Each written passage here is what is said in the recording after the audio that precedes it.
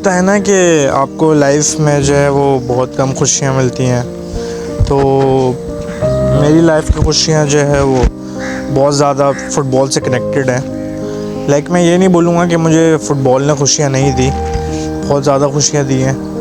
मैं लीग्स में real Madrid को सपोर्ट करता हूँ, तो चैम्पियंस लीग जीतना वो सब चीज़ें एक आम सी बात है, तो खुशियाँ मिलती रहती हैं फ़ुटबॉल में।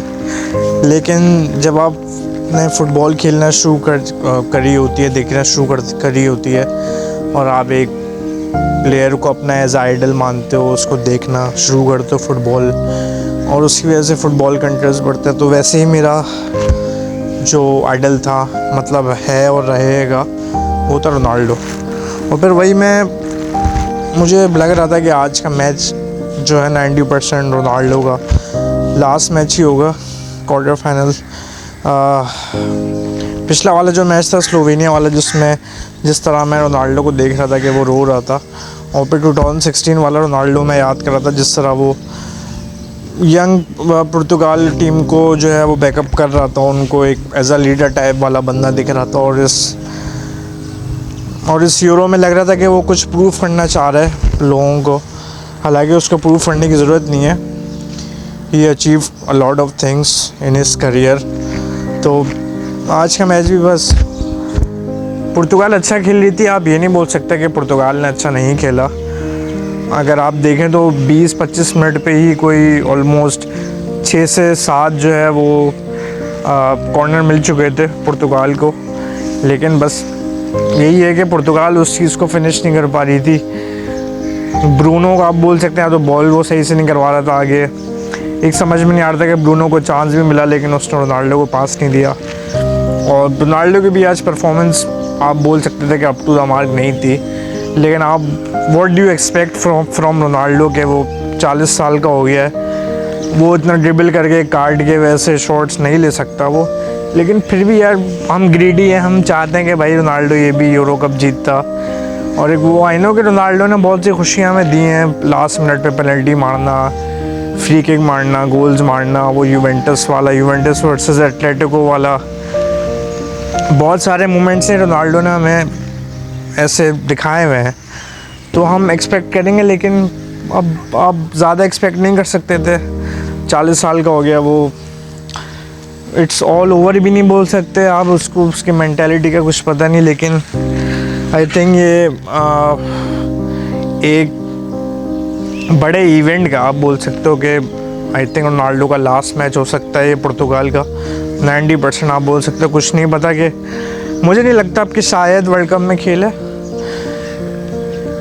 लेकिन जिस तरह की उसकी परफॉर्मेंस थी अल नसर वगैरह में वो स्पॉट ऑन थी, लेकिन नहीं चल पाया वो। और आज के मैच में भी इतने चांसेस मिले पुर्तगाल को, लाइक राफेल लियो ने भी काफ़ी चांसेस क्रिएट किए, अच्छा खेल रहा था वो।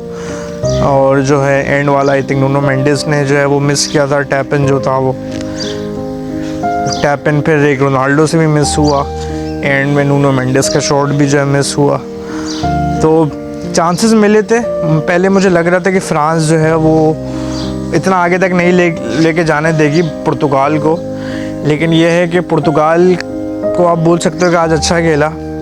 आप ये नहीं बोल सकते कि भाई ये टीम जो है वो डिज़र्व नहीं करती थी यूरो में, क्योंकि जो जिस तरह से आज खेला फ्रांस के अगेंस्ट वो बहुत अच्छा था।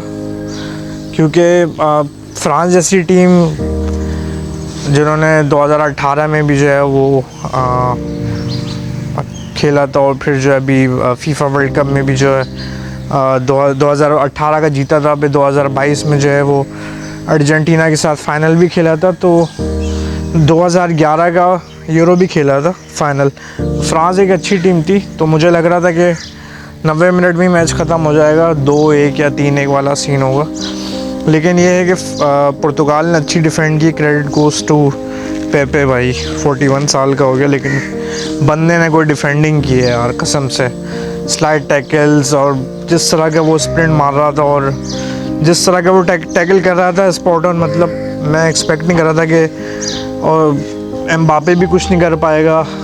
मुझे लग रहा था कि एम्बापे आराम से कटा के गोल मार देगा, लेकिन ये है कि फ्रांस वैसा नहीं कर पाई और पुर्तगाल 120 मिनट तक लेकर आ गई। चांसेस काफ़ी मिले थे, अपॉर्चुनिटीज़ मिस की पुर्तगाल ने, और ये है कि इतना आराम से जो है वो अपॉर्चुनिटीज़ मिल रही होती तो अवेल करनी चाहिए थी। फिर क्योंकि उन्होंने भी इतने शॉट्स नहीं लिए थे, और आप डिफेंड को आप जो है क्रेडिट दे सकते हो पुर्तगाल की, लेकिन बस फिर वो पेनल्टीज़ तक गया। रोनाल्डो ऑब्वियस है, रोनाल्डो मारेगा तो उसने पेनल्टी मारी, और फिर हम दोबारा एक्सपेक्ट कर रहे थे कि भाई डियागो कोस्टा जो है वो पेनल्टी सेव कर लेगा, लेकिन वो नहीं कर पाया। और जॉ फेलिक्स, मैं एक्सपेक्ट नहीं कर रहा था कि जॉ फेलिक्स जैसा लड़का नया, जिसका करियर का अभी स्टार्ट ही चल रहा है, मतलब कि मिड एंड नहीं चल रहा उसका करियर, बारसा से अभी निकला है वो, उसके बाद अपॉर्चुनिटी थी अपना आप को शो कराना, लेकिन वो पेनल्टी मिस हुई। आप लक भी बोल सकते हो, आप कुछ भी बोल सकते हो, लक भी थी पुर्तगाल की कि लक नहीं चली, और फिर पुर्तगाल हार गया।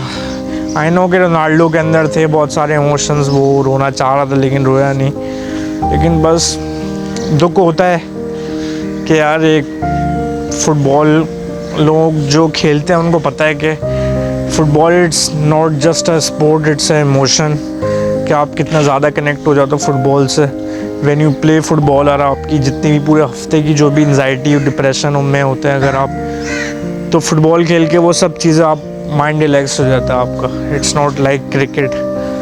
तो फुटबॉल जो देखते हैं और खेलते हैं उनको पता होगा कि ये क्या चीज़ होती है, फुटबॉल किस तरह का स्पोर्ट है। तो देखो यार, कह भी सकते हैं रोनाल्डो का शायद ख़त्म हो गया करियर, लेकिन जो भी था उसको प्रूव करने की ज़रूरत नहीं। उसने बहुत चीज़ें जो है लाइफ में अचीव की, बैलन door, euro, national league, champions leagues. तो आप बोल सकते हो कि चलो ये लास्ट था उसका, इस तरीके से उसका करियर ख़त्म होना था। फिर क्रूज़ भाई भी चले गए, तो आज का दिन पूरा सैड था।